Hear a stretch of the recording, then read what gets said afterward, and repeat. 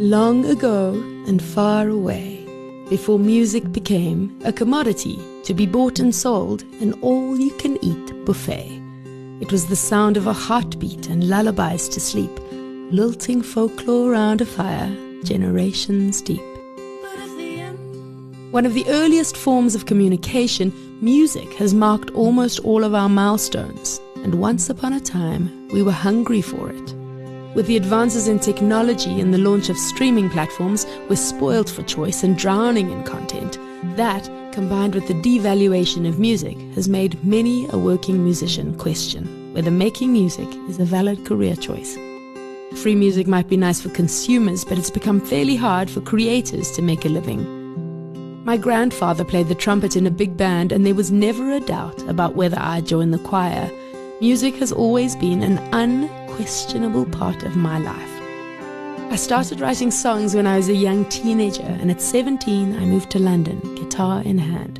I spent £5 in a booth at Trocadero and recorded my demo. Not knowing better, it was a cover version of the Bangles' Eternal Flame over a backing track, and I made copies of that demo and shopped them all around London. To this day, I cringe and laugh at the same time because there was no way that a chubby white folk singer with a very bad demo of a cover song would ever have broken into the mainstream music industry in the late 90s. 2 decades of experience and a lifetime of heartbreak later, I stopped trying to contort myself to fit a mold that I never would. I'm Shotgun Tory, and when I decided to ride up front, everything changed. I made an EP of my most honest songs and I hit the road.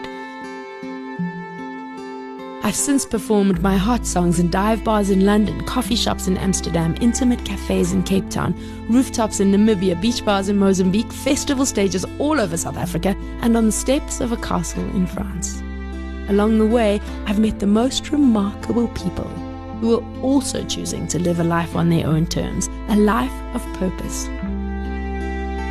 In the Middle Ages in France, the word for troubadour was trouveur, which meant searcher or finder.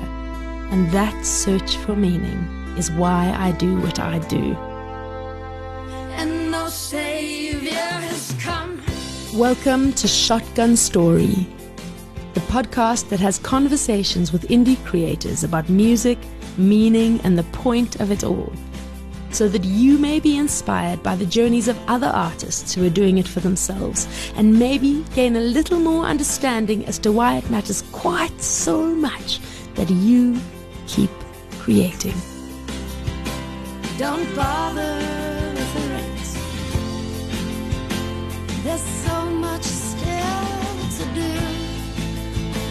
Last minute, I'll be like Desmond in the Tubes and get a tattoo.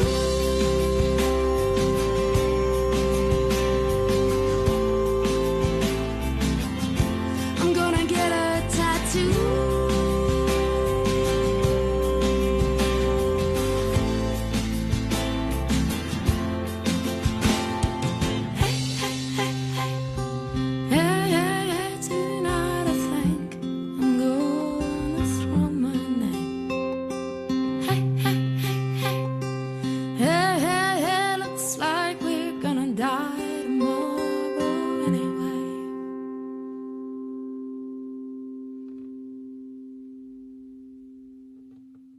You've been listening to another production from Solid Gold Podcasts.